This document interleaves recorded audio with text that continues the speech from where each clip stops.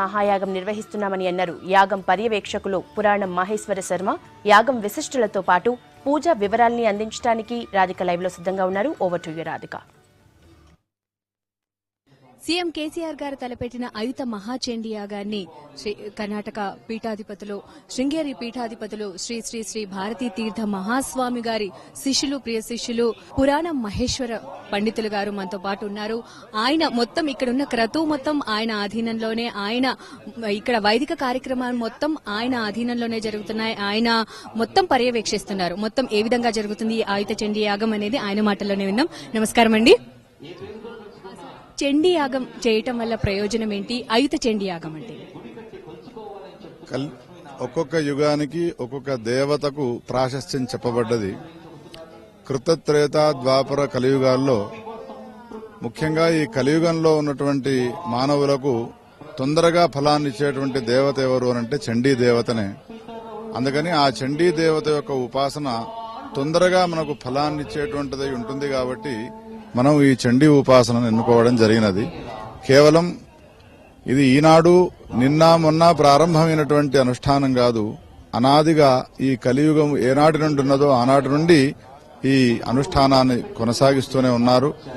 అందుకని చండీ ఉపాసన అత్యంత శ్రేయోదాయకమే కాకుండా శీఘ్ర ఫలదాయిని కావున ఈ చండీ యాగాన్ని ఎన్నుకోవడం జరిగింది.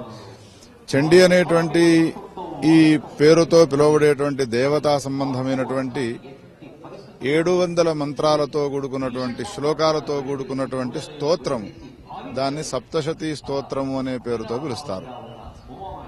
ఈ 700 మంత్రాలతో కూడుకున్న సప్తశతీ స్తోత్రాన్ని అంతటినీ కలిపి చండీ స్తోత్రము అనే పేరుతో పిలుస్తారు. ఆ చండీ దేవతా సంబంధమైనటువంటి స్తోత్రానికి సంబంధించిన అనుష్ఠానమే ఇప్పుడు ఇక్కడ జరుగుతున్నది. 12వ అధ్యాయంలో అమ్మవారే సాక్షాత్తుగా చెప్పినది, ఎవరైతే ఈ చండీ స్తోత్రాన్ని పారాయణం చేయడం పక్కన పెట్టండి, వింటారో వాళ్లకు చాలా మేలు జరుగుతుంది అని తానే తన నోటి నుండి చెప్తుంది. కేవలం ఈ స్తోత్రాన్ని వినడం వల్లనే అటువంటి గొప్పనైనటువంటి ఫలాలు ప్రయోజనాలు ఉన్నవి అన్న తర్వాత విధిపూర్వకమైనటువంటి అనుష్ఠానం చేసినప్పుడు ప్రయోజనం ఉండకుండా ఉంటుందా? అందుకని అత్యంత శ్రేయోదాయకమైనటువంటి ఈ చండీ అనుష్ఠానము ఇప్పుడు ఇక్కడ కొనసాగుతున్నది. ఇక్కడ జరుగుతున్నది శృంగేరి పీఠంలో ఏ విధంగా అయితే నిర్వహిస్తారో ఇక్కడ కూడా అదే విధంగా జరుగుతుంది. మామూలు దానికి ఇక్కడ దానికి ఏమైనా తేడా ఉంటుందా అండి? సామాన్యంగా అనుష్ఠానాలు జరగడము అంతటా జరుగుతూ ఉంటాయి. శృంగేరిలో జరిగేటువంటి అనుష్ఠానం ఉన్నదో అది వైదిక సంప్రదాయాన్ని అనుసరించి కొనసాగుతున్నది. జగద్గురు శంకరాచార్యుల వారు మన భారతదేశాన్ని ధర్మాన్ని స్థాపించే నిమిత్తమై 4 భాగాల్లో 4 మఠాలను స్థాపించినారు.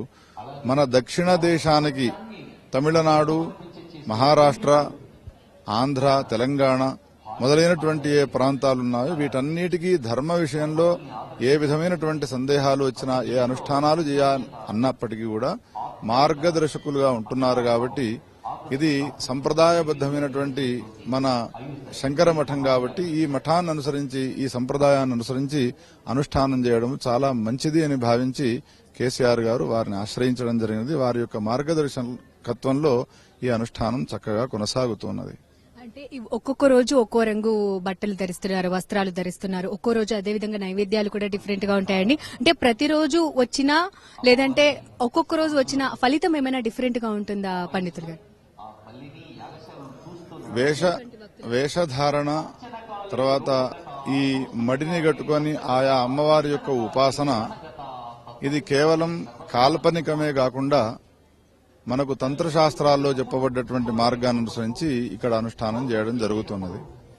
ముఖ్యంగా అమ్మవారి యొక్క ఉపాసన చేసేటువంటి వ్యక్తులు ఎరుపు, పసుపు రంగుతో కూడుకున్నటువంటి వస్త్రాలు ధరించాలి. అమ్మవారు అనేక రూపాలతో కూడుకోనుంటుంది కావున 5 రోజుల అనుష్ఠానాల్లో 5 రకాలైనటువంటి పంచవర్ణములతో 5 రంగులతో కూడుకున్నటువంటి వస్త్రాలను ధరించి అనుష్ఠానం చేయాలనేటువంటి ఒక సంప్రదాయాన్ని అనుసరించి ఇక్కడ అనుష్ఠానాన్ని చేస్తున్నారు. ఏది చేసినప్పటికీ కూడా ఒక ప్రమాణము, ఒక శాస్త్రీయ మర్యాద దాన్ని అనుసరించి అనుష్ఠానం చేయడానికి ఏ విధంగానైనా ఇక్కడికి చేరుకున్నాం కాబట్టి చేసే అనుష్ఠానాన్ని ఒక శాస్త్రీయ పద్ధతిని అనుసరించి చేయాలనేటువంటి ఉద్దేశంతో ఏ అంశంలో కూడా సడలింపు లేకుండా అయినంత వరకు శాస్త్రీయ మార్గాన్ని అవలంబించాలనే ఉద్దేశంతో గురువు గారి యొక్క పరిపూర్ణమైనటువంటి అనుగ్రహ ఆశీర్వచనములు ఆదేశాన్ని అనుసరించి ఈ కార్యక్రమం ఈ విధంగా కొనసాగుతున్నది. ఈ రోజు నిర్వహించినటువంటి ఇవాళ మధ్యాహ్నం వరకు నిర్వహించినటువంటి కార్యక్రమాలు ఏంటండి? వాళ్ళు ఇప్పుడు సాయంత్రం తర్వాత నిర్వహించబోయే కార్యక్రమాలు ఏ విధంగా ఉంటాయి?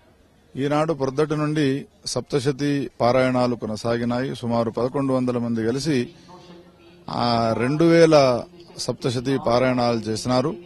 అదేవిధంగా 4 దిక్కుల ఉండేటువంటి యజ్ఞగుండాల్లో చతుర్వేద హవనాలు జరిగినాయి. రాజశ్యామల హోమం జరిగినది. దానితో పాటు ఈనాడు ఇదివరకే అనుకున్న ప్రకారంగా ధన్వంతరి యాగం జరిగినది. ఈ ధన్వంతరి యాగానికి పూర్ణాహుతి కార్యక్రమం కూడా జరిగినది.